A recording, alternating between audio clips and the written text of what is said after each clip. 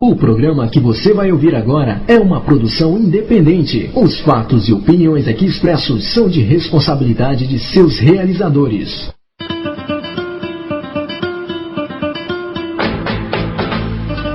Começa agora na Rádio Tox de Aruanda, programa Magia Cigana. Apresentação da terapeuta e professora Rose de Souza. Oferecimento O Misticário, a melhor escolha para consultas online.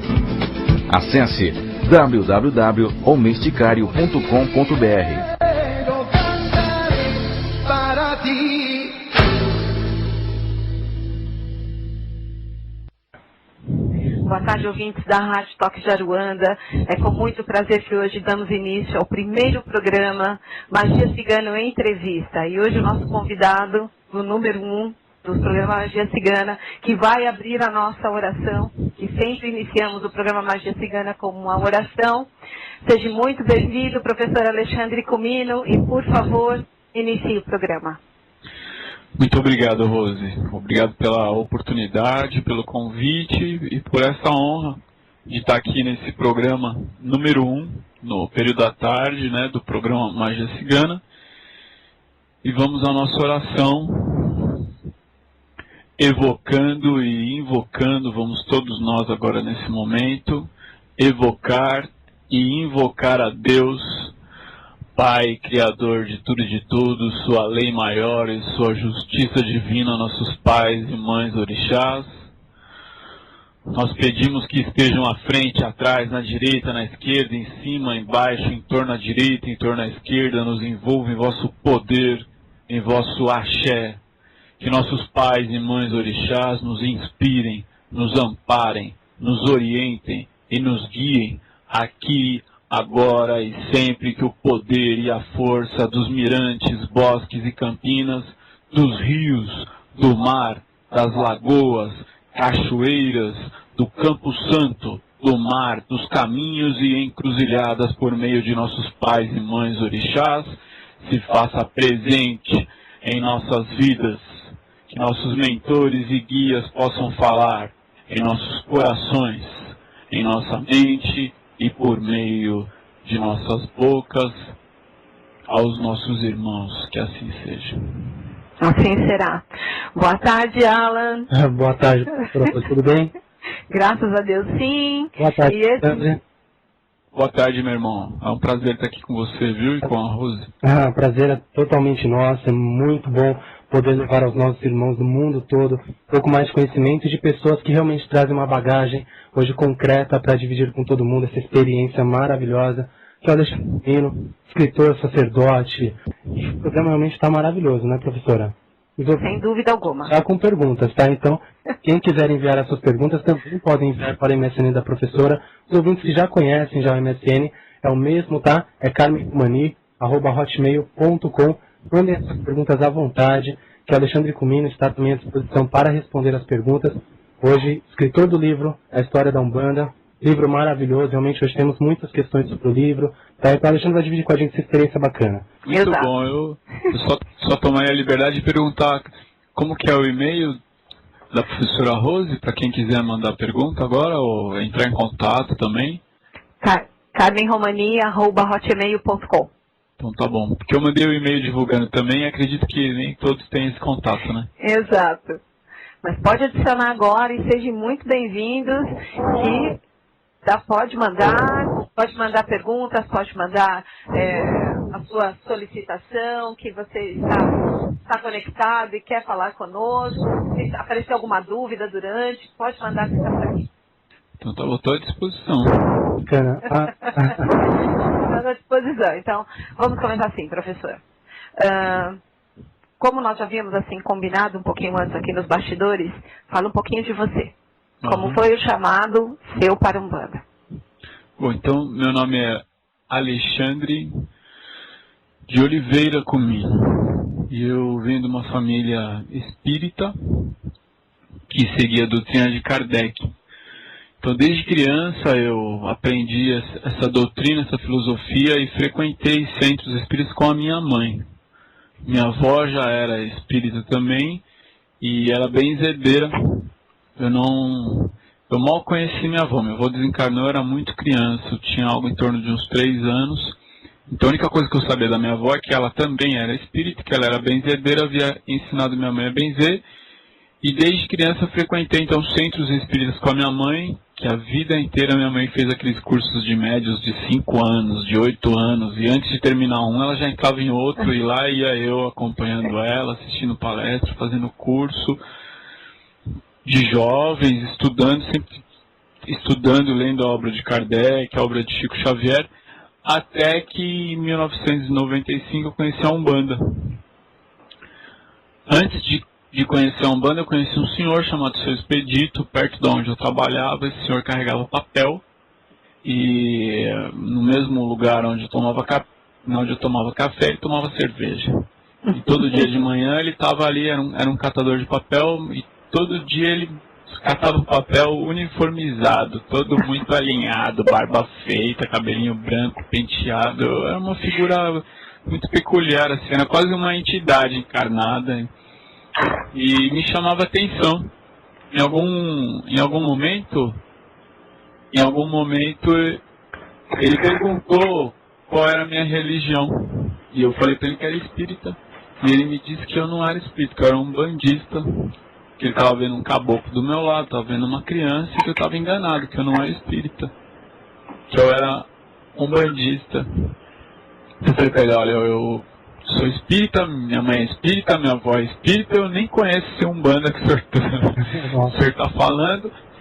Mas na outra semana uma amiga me convidou para visitar um centro de Umbanda, da madrinha dela, e lá fiquei muito curioso para saber o que era Umbanda. Nunca tinha lido o livro, nem sabia, nem tinha ideia do que era Umbanda. Fui visitar um centro de Umbanda aqui na Vila Jaguara, deve existir até hoje, que é o centro do Caboclo Flecha Dourado, seu Zé Baiano. A dirigente chama-se Marlene, foi o primeiro terreiro de Umbanda que eu pisei em 1995. Quando eu entrei, aquele lugar, aquele ambiente me encantou. Eu falo que a Umbanda pega a gente pelos 5 sentidos e mais o 6º, 7º, 8º, 9º. Então, o que eu vi, o que eu senti, pega a gente pelo aroma, pelo paladar, pelo tato, pela visão. Então, logo ao entrar no terreiro, já senti aquele cheiro do defumador. Eu falei que era cheiro de macumba, né?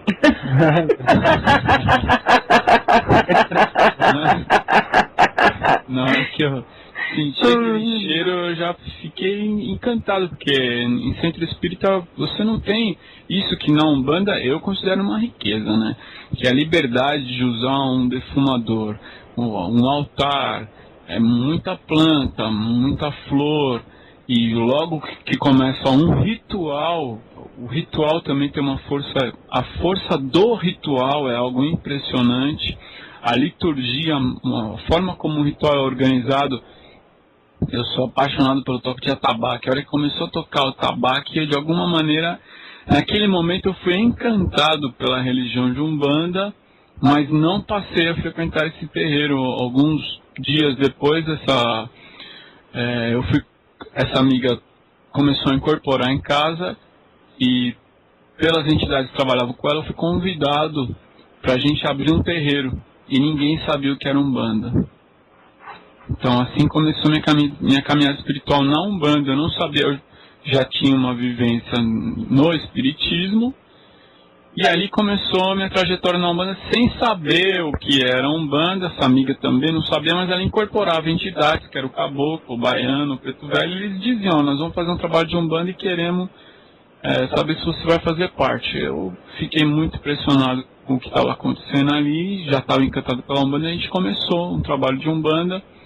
E também, né, nesse período começamos a procurar pessoas e literaturas que nos ajudassem a entender o que era Umbanda. Eu já tinha o hábito da leitura, e aí comecei a ler tudo que era possível de título de Umbanda. E a gente começou a procurar esse entendimento, essa compreensão, e foi nessa época que eu conheci o Rubens, pelo fato de que eu li o livro chamado Cavaleiro da Estrela Guia, em 1995. Foi um ano marcante na minha vida, essa data de 95, com relação à religião. Nesse ano eu li o Cavaleiro, nesse ano eu conheci o Rubens. A minha mãe, depois que ficou claro que eu estava na Umbanda, minha mãe, então, também falou que minha avó também trabalhava com preto velho. Então foi tudo muito rápido, muito envolvente. Conhecer o Rubens foi uma experiência fascinante, principalmente pela simplicidade desse homem chamado Rubens Saraceni, a tranquilidade, um cara bacana, sossegado, gente boa. Um dia que eu conheci ele estava de chinelão, camisa para fora da calça. Eu já tinha ido ao encontro de outros sacerdotes que não foi um encontro tão bacana, porque um era muito vaidoso, outro era muito arrogante, outro era dono da verdade, o outro queria que eu fosse filho do santo dele. E o Rubens é um cara tranquilo, aberto. E a gente chegou nele e falou, você não entendeu o que é Umbanda, porque estamos recebendo as entidades lá, já tem não sei quantos médios se desenvolvendo e você não entendeu o que é isso que está acontecendo com a gente. Então assim começou a minha trajetória na Umbanda. Esse trabalho inicial, com 1 ano de atividade, a gente já alugou um salãozinho e já abriu um terreiro de Umbanda. Na época chamava-se Eternos Aprendizes do Amor e da Fé, em Oxalá. Então assim eu iniciei na religião de Umbanda. Assim que meus guias começaram a dar consulta, isso aconteceu em torno de 1 ano e alguns meses, em desenvolvimento. Eu levei 1 ano desenvolvendo, eu não incorporei do dia para a noite. Foi 1 ano rodando, girando, sentindo e tomando banho e fazendo isso e fazendo aquilo. E será que sou eu? Será que eu incorporei? Não incorporei? O que está acontecendo comigo? Eu tô maluco? Não tô? E o Rubens ajudou demais nessa época também, mas no momento que firmou a entidade para trabalhar com toda a consulta, eu já fui convocado para ser ali o pai pequeno da casa, e com mais 1 ano de trabalho, mais ou menos, eu assumi um dos dias, cada dia um dirigente abria. Então, assim foi minha entrada na Umbanda, meu desenvolvimento foi direto com as entidades ali, e logo fui chamado para dirigir trabalho, mesmo sem ter passado por um preparo formal de teórica. Mas o preparo em terreiro aconteceu como acontece com todo mundo, né? Desse jeito, prática, na raça. Alexandre, você estava falando que a sua mãe era kardecista. E como foi a aceitação dela nessa mudança? Porque a Umbanda, como você disse, existe esse preconceito ainda, mas na época ainda muito mais. Olha, meu irmão, no dia que eu saí para visitar um terreiro de Umbanda, eu me lembro muito claramente que eu ainda morava na casa da minha mãe naquela época. Então ela perguntou, filho, onde você vai? Disse, vou visitar um terreiro de Umbanda. Pô, não, pelo de Deus, você não se cruza com essa não. Meu filho dado não vai. E então eu respondi pra ela, olha mãe, o lugar onde eu vou, tudo que eu sei é que trabalha pra Deus. Então, para quem trabalha para Deus, na minha opinião, está trabalhando todos pelo mesmo objetivo e não tem por que ter receio. Lá fui eu. Alô? Ai, que maravilha, cara. Então, ela teve muito receio, ela teve medo, porque a mãe dela, minha avó, havia frequentado depois fiquei sabendo, havia frequentado muitos lugares, e em alguns lugares ela foi sim um pouco explorada num, um pouco explorada no outro, até que ela mesma pudesse, por meio da própria mediunidade, ter contato com seus guias espirituais, o que minha mãe lembra muito é o Preto Velho Pai João. Maravilha. É interessante que você falou uma coisa aí durante, não quis interromper, mas que a Umbanda tem essa questão do defumador, do congá, o plano espiritual se torna um pouco mais tocável para nós, né? Acho que a gente um pouco mais próximo, né? De toda essa energia do plano espiritual, talvez um pouco diferente do espiritismo, né, que não utiliza desses elementos, então acaba se tornando, parece um pouco mais difícil essa proximidade. Por isso que eu acho que a gente se sente um pouco mais amigos dos guias, assim. Cada um tem a sua experiência dentro de cada segmento. Eu posso falar da minha, não posso falar de todos, mas posso falar da minha. A vida inteira, até aquela data, eu tinha muita vontade de conversar com espíritos. Eu frequentei muitos centros espíritas e nunca tive um contato com uma entidade espiritual. Era só palestra, e nunca uma entidade que viesse e falasse, olha, eu estou aqui, eu sou um espírito e vamos conversar. Então, na hora que eu entrei na Umbanda, foi uma das coisas que muito me chamou a atenção. contato direto com uma entidade espiritual. Bacana. Tá.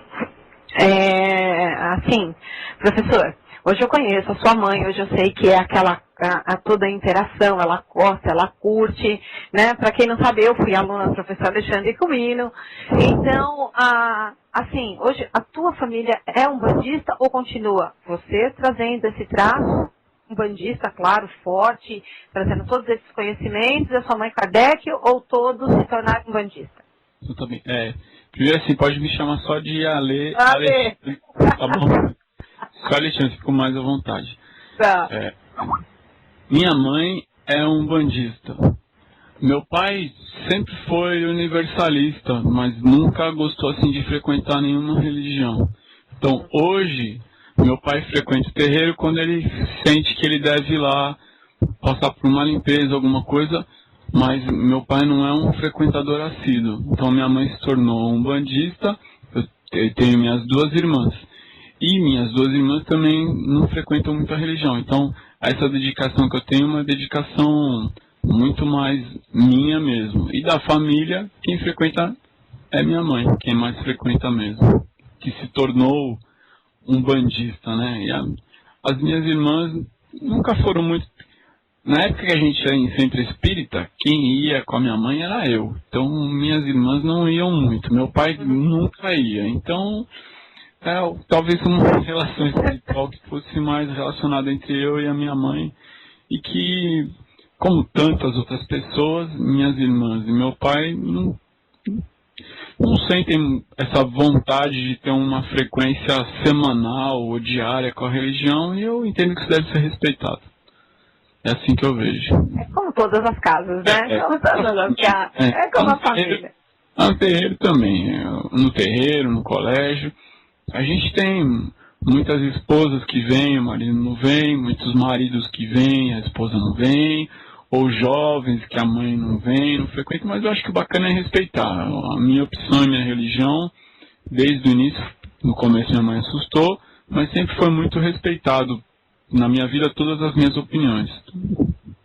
Interessante, bacana. E, Alexandre, tem um ouvinte, pode chamar de Alexandre, se for Ale, né? Aquela coisa. Ale, Alexandre, Comino. Menos professor, não. Eu não sou professor, eu sou só ministrante. Bom, para todos os ouvintes que estão chegando agora, antes de eu passar uma pergunta de um ouvinte aqui, quem quiser mandar as suas perguntas também, para que o Alexandre Comino responda para você ao vivo aqui, envie para o MSN da professora Rose o e-mail, que é carmenromani@hotmail.com. Estamos na estreia do programa Magia Cigana Entrevistas, tá? Então será apresentado toda terça-feira, às 4 horas da tarde. Alexandre, eu te pergunta se você que se deparou hoje com um documentário, que é o livro, muitas pessoas realmente, a maioria das pessoas realmente vem do espiritismo para a Umbanda, é comum isso, porque ela diz isso, que nunca foi o caso dela também, posso dizer por mim, que também foi o meu caso. É comum isso? Acho que é tão comum vir do espiritismo para a Umbanda, quanto ir da Umbanda para o espiritismo ou do catolicismo para a Umbanda. Eu não vejo que haja um fluxo maior ou mais intenso. É que nessa última década a gente está conseguindo fazer um trabalho muito bacana dentro da Umbanda e de alguma forma a Umbanda está tendo uma maior visibilidade dentro do espiritismo. Por quê? Porque nestes anos surgiu uma literatura forte de Umbanda que não existia antes, com essa força que há hoje. O que eu quero dizer é, hoje você entra na Saraiva, na Siciliano, você entra na Livraria Cultura e encontra livros de Umbanda, livros psicografados ou não. 10 anos atrás você não encontrava. É verdade. Então, muitos espíritas, que uma boa parte deles são ávidos leitores, estão fazendo leitura de livros de Umbanda. Além do Rubens Saraceni, que é o meu autor predileto, além do Rubens, hoje a gente tem, por exemplo, o Robson Pinheiro, o Norberto Peixoto, e não dá para negar que todos estão colaborando para que surja essa leitura umbandista, e talvez por meio da leitura os espíritas venham criando uma curiosidade de chegar mais perto da religião de Umbanda, né? Realmente, claro, o Rubens traz hoje um ensinamento assim, uma doutrina maravilhosa, né? Nós incentivamos muito. Eu citei o Rubens como meu autor predileto, quase no que seria um tom de brincadeira, porque eu estou falando como se as pessoas já me conhecessem, mas é claro que muitos não me conhecem ainda, então é importante que se diga. O Rubens Saraceni, que eu estou dizendo que é meu autor predileto, ele é também meu pai espiritual, aquilo que a gente diz, meu pai de santo, que é meu amigo, meu irmão, meu mestre, uma pessoa muito querida e na espiritualidade a pessoa mais importante na minha caminhada espiritual, lógico, depois da minha mãe, né? Verdade, verdade. Então, professor, aí você veio aí caminhando, chegou como dirigente.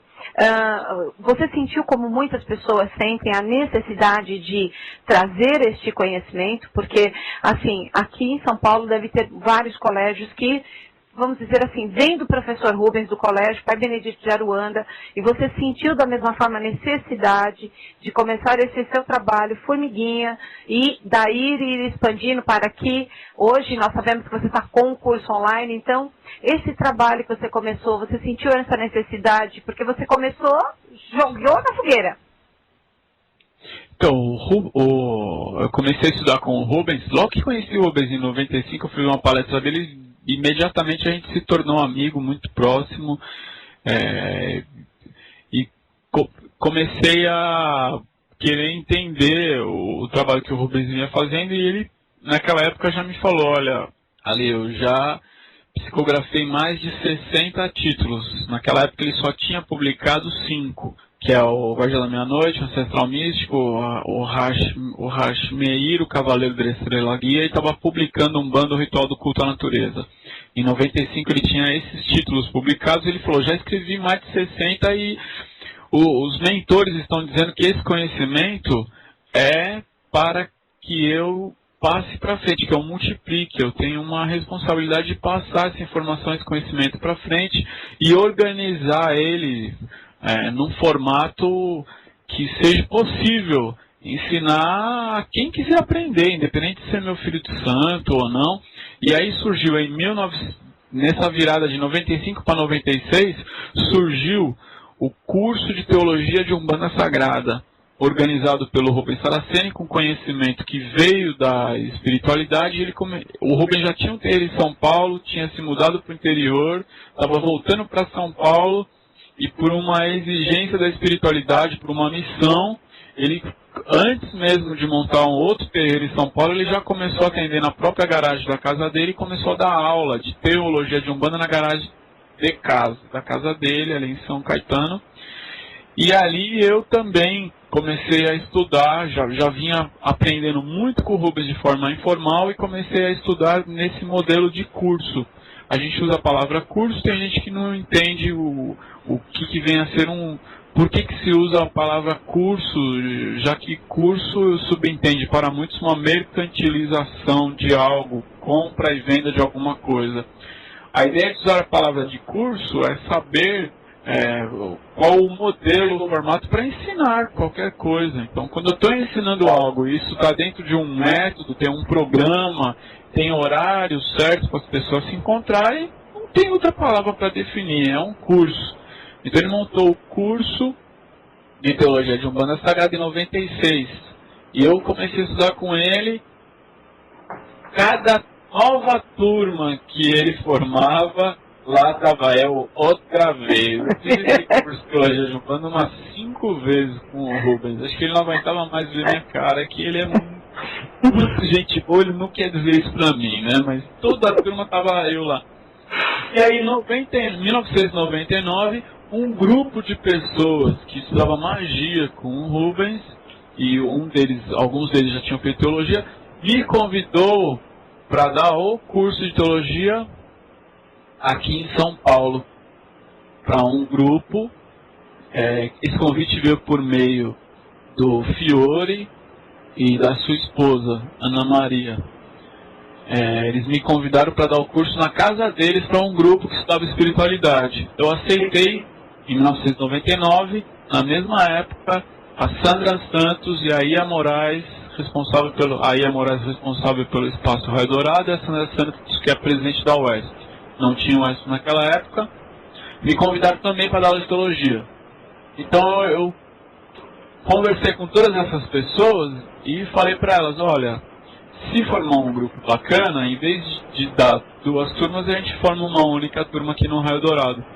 Então ali no Raio Dourado, que é um espaço holístico que tem aqui em São Paulo, na Rua França Pinto, eu formei a minha primeira turma de Teologia de Umbanda Sagrada em 1999, que era exatamente, com a permissão do Rubens Saraceni, multiplicar o que eu havia aprendido com ele. E desde então eu não parei mais. Eu não tive a pretensão de ensinar, mas eu aceitei um pedido que veio dessas pessoas e uma confirmação da espiritualidade de que eu deveria aceitar isso como missão. Então, uma vez aceita a missão, estou até hoje ministrando esse curso, Teologia de Umbanda Sagrada, e a convite do Rodrigo Queiroz, estou ministrando esse curso também de forma virtual. Convite do Rodrigo Queiroz também. O Rodrigo Queiroz ficou anos me convidando para dar o curso virtual. Eu dizia para ele, não, meu irmão, o curso de Umbanda tem que ser um negócio ao vivo, olho no olho, um na frente do outro. Mas um dia também eu tive um chamado à espiritualidade, o Rodrigo já vinha me chamando há muito tempo, tive um chamado à espiritualidade falando, agora é o momento de você aceitar esse convite do curso virtual. Então no momento que eu aceitei, a gente formou primeiro um curso de Exu, e o resultado foi fantástico, porque se por um lado eu achava que para falar de religião tem que estar frente a frente com o aluno, por outro lado não tem como eu estar frente a frente com alguém que mora em Portugal, que mora na Espanha, ou em outros estados, Rio de Janeiro, Minas Gerais, Curitiba. Então o aluno assiste essas aulas virtuais e eu pude observar o resultado do que ele está aprendendo dentro desse curso e fiquei fascinado com esses resultados, juntar essas pessoas, e aceitei mais essa missão agora de dar o curso de Teologia de Umbanda Sagrada virtual também. Eu falo demais, viu? Não. Não, nós deixamos à vontade ele, né, Alan? Exatamente. Assim, nós, como acompanhamos muito os nossos ouvintes e realmente conversamos, fazemos um bate-papo bacana com os ouvintes, é difícil os outros estados, nem todos os estados têm os recursos que a gente tem, né? A questão do olho no olho que você citou. Hoje o colégio virtual é uma excelente ferramenta, porque nós temos ouvintes que moram em ilhas, que moram em locais que não têm recursos, realmente. Exatamente. Cidades que quase não têm Umbanda. Quase não tem Umbanda. Poucas, mas algumas cidades quase não têm Umbanda. O que as pessoas sabem da Umbanda é o que está na internet, muitas vezes. Exatamente, e nem sempre a gente consegue, por uma orientação na internet ou pela literatura, ter um apoio, uma base de informação, porque sabemos que é muito comum uma informação contradizer a outra e a pessoa ficar meio sem saber por que rumo seguir, né? Realmente, muita informação e uma cobrindo a outra, né? E é muito bacana. E o curso de teologia hoje está com inscrições abertas já, né? Tá, a gente está com essa turma de Teologia de Umbanda Sagrada virtual. É um curso que tem duração de 1 ano. Uma vez por semana entra uma aula no ar, que é um vídeo, os textos de apoio, e aí tem uma área de dúvidas, para tirar dúvidas, e uma atividade para o aluno responder. Então, uma vez por semana entra uma aula no ar, e quem quiser informação sobre esse curso virtual é só mandar um e-mail para mim. Meu e-mail é alexandrecumino@uol.com.br. alexandrecumino@uol.com.br, isso?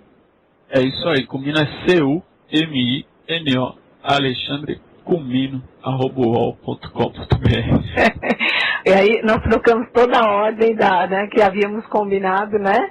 De fazermos a nossa a entrevista. Então agora nós voltamos. Depois a falar novamente do curso de teologia, né, porque pegamos esse trecho, mas assim, professor, tem que falar do livro História da Umbanda. Tem muitas perguntas, muita gente assim, de diversos lugares do Brasil leram esse livro, souberam que você estaria aqui, mandaram essas perguntas diante do ponto de vista que tiveram do livro, realmente o que sentiram ao ler o livro é bacana. Queria que você contasse pra gente, na verdade, como que foi a ideia assim, vou escrever um livro com a história da Umbanda. Realmente nós não tínhamos isso. Esse documento, né, vamos dizer assim. Eu nunca tive pretensão de escrever um livro sobre a história da Umbanda. Em 2008, mais uma vez, o Rubens Saraceni me chamou e falou: "Ô Ale, vai ser publicado um livro de comemoração dos 100 anos da Umbanda, em que vários umbandistas, cada um vai escrever um capítulo. Eu gostaria que você escrevesse um capítulo sobre os autores da Umbanda, os antigos autores da Umbanda." Ele sabia que eu tinha já esse material e que eu tenho boa parte da literatura antiga da Umbanda em um estudo que a gente apresenta para os alunos do curso de sacerdócio e uma parte na teologia também. Então, ele pediu, faça um capítulo, por favor, para esse livro dos 100 anos da Umbanda. E aconteceu um fato muito interessante, muito curioso, porque eu comecei a reler todos esses autores da década de 30, da década de 40 e da década de 50. Principalmente da década de 30 até a década de 50, comecei a relê-los. A reler Leal de Souza, Aloysio Fontenelle, Oliveira Magno, Lourenço Braga, Tata Tancredo, autores de livros que a gente já não encontra mais, nem em sebo você não acha mais. Comecei a reler. Quando eu comecei na Umbanda, não me agradava muito o fato de que um livro contradiz o outro, porque eu não era muito convicto da minha religião, da base de conhecimento. A partir do momento que a gente tem uma convicção do que é a Umbanda para nós, então não incomoda mais ler autores que têm uma verdade diferente. Isso passou a ser curioso e eu comecei a verificar que não importa se eles pensam Umbanda igual a mim ou não. O que importa é que, de alguma maneira, eles viveram a religião e registraram ali a forma como eles experienciaram a Umbanda. Então, comecei a resgatar esses autores e o que cada um colaborou com a colaboração. Por exemplo, o primeiro livro de Umbanda foi publicado em 1933 por Leal de Souza.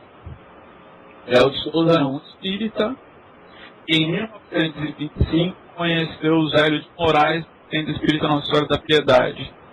Ele se encantou pela religião de Umbanda também e logo foi convidado a ser dirigente de uma tenda de Umbanda. Ele passou a ser o chefe, o sacerdote, o dirigente da tenda espírita Nossa Senhora da Conceição. É uma das 7 tendas fundadas por Zélio de Moraes, o capítulo das 7 Cruzilhadas. Ele era um intelectual, Leal de Souza. Ele já é escritor, era jornalista. E agora, um dirigente de Umbanda publicou o primeiro livro de Umbanda chamado Magia, o Espiritismo e as 7 linhas de Umbanda. Este é o primeiro livro de Umbanda, essa data, 1933. Então, nessa data, com esse livro, a gente já encontra um material muito bom sobre Umbanda, de muita qualidade, simples e direto. E já nessa data, em 1933, já está falando de 7 linhas de Umbanda. O primeiro livro de Umbanda já falava de 7 linhas de Umbanda. Ele, como foi preparado por Zélio de Moraes, o Zélio de Moraes já falava de 7 linhas de Umbanda. O caboclo das 7 cruzilhadas, quando manifestou pela primeira vez, foi perguntado: qual é o seu nome? Então ele disse: eu sou o caboclo das 7 cruzilhadas, porque não haverão caminhos fechados para mim. Então ele já entende que a partir dessa visão, que é a Umbanda, existem 7 caminhos. Então é a colaboração do autor para a religião. Anos depois surge, por exemplo, Lourenço Braga, em 1941, escrevendo Umbanda e Quimbanda. A Umbanda está sendo organizada em 7 linhas por Leal de Souza. Mas o Lourenço Braga foi para cada uma das linhas 7 legiões. E é o primeiro a estar o povo origem com uma linha de Umbanda. Então, estou buscando cada vez convicto de que a Umbanda não tem religião africana. Defendia que a Umbanda era uma região na qual tudo cabia dentro dela. O Catimbó estava dentro da Umbanda, o Candomblé estava dentro da Umbanda, os cultos bantos e urupás estavam dentro da Umbanda, a partir da visão do Tata Tancredo. Então eu fui buscando o que cada autor defendeu, o que cada autor acreditou, o que da obra dele vale a pena a gente trazer. Por exemplo, Aloysio Fontenelle, em 1951, escreveu um livro chamado Exu. Aloysio Fontenelle é o primeiro autor a criar uma nação. Qual foi o ano, Alexandre? 1951. Nossa. Em 1951, Aloysio Fontenelle criou a primeira lista que compara os Exus com os demônios da Goécia, ou seja, a magia negra europeia. Então ele faz uma lista com nomes de Exus da Umbanda e faz uma lista com nomes de demônios, e ele diz, esses nomes de demônios são os verdadeiros nomes dos Exus da Umbanda. Ali surgiu essa lista que muitos autores copiaram depois. E não vai ser curiosidade, ninguém cita a fonte. Ninguém fala não onde veio.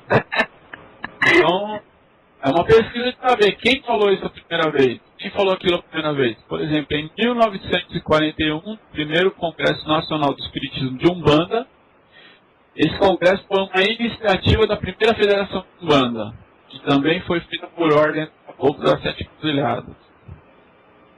Olha só, Zélio de Moraes, o Caboclo das Sete Cruzilhadas, por ordem do Caboclo das Sete Cruzilhadas, foi feito o primeiro jornal de Umbanda. Por ordem desse caboclo foi feita a primeira Federação de Umbanda. Por ordem desse caboclo também foi feito o primeiro Congresso de Umbanda em 1941. Neste Congresso de Umbanda surge pela primeira vez a teoria que mais tarde é conhecida como a Umbandã, em 1941. Isso também seria copiado por muitos autores depois e raramente citando a fonte de origem. Então isso foi a gente está falando do livro, né? Isso foi a pesquisa sobre os autores que o Rubens me pediu. Quando eu levei a pesquisa para ele, o texto, ele falou, meu irmão, isso não é um capítulo, isso é um livro. Ele falou para mim, e tem mais, daquele projeto original, você foi o único que escreveu. Os outros, um ou outro, escreveu uma página, mas você escreveu um livro. Então você tem que fazer um livro com isso. No momento que você tem que escrever um livro, aí não ficha. Então eu falei para ele, meu irmão, se eu escrever um livro, então preciso estudar mais, preciso pesquisar mais, embasar mais, para que isso deixe de ser um capítulo e se torne um livro. Então lá fui eu ler mais, eu tinha uma pesquisa sobre a palavra Umbanda. O que cada autor falava da origem da palavra Umbanda e o que queria dizer a palavra de Umbanda, uma pesquisa histórica. E tinha uma outra pesquisa histórica também, que ao longo dos tempos, o que cada autor, qual o significado que cada autor deu para a religião de Umbanda. Eu juntei esses dois materiais e fiz mais e continuei uma pesquisa sobre a literatura de Umbanda nas ciências humanas.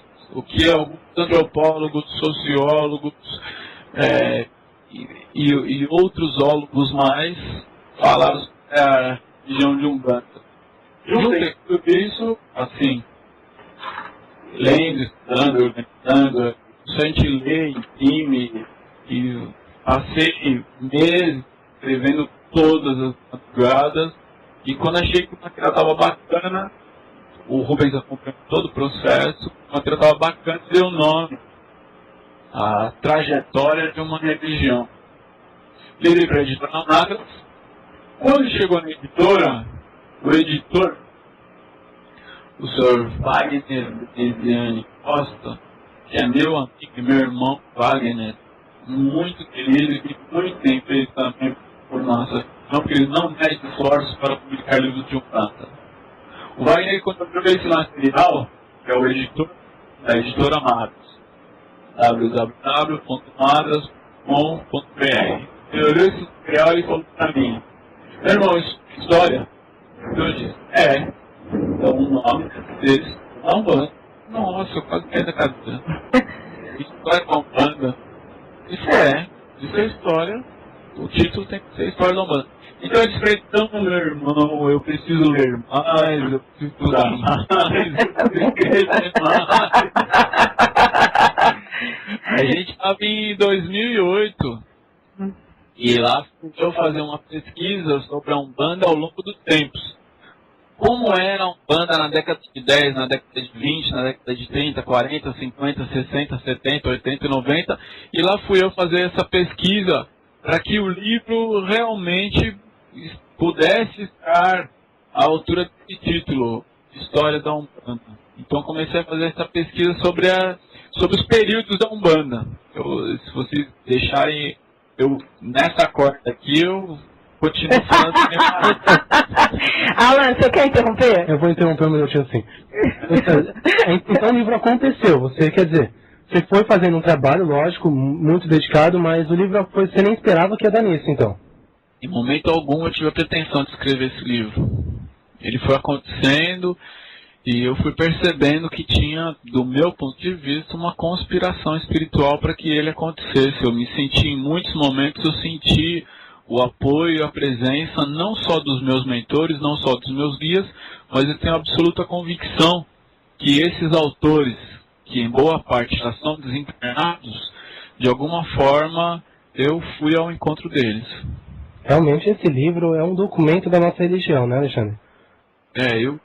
Eu entendo que sim, e o que mais me alegra é, por meio desse material, dar acesso ao maior número de pessoas possível ao conteúdo que está aí.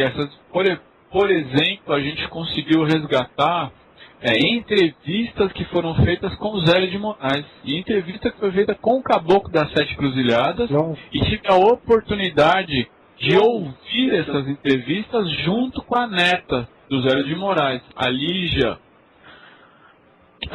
Cunha, que é hoje a atual dirigente da tenda espírita Nossa Senhora da Piedade, que é a primeira tenda de Umbanda, fundada no dia 15 de novembro de 1908. A Lígia, neta de Zélio de Moraes, é a atual responsável pela tenda. Eu ouvi as fitas, as gravações do avô dela, do Zélio, Caboclo das Sete Cruzilhadas, junto com a Lígia e com o filho da Lígia, que é o Leonardo.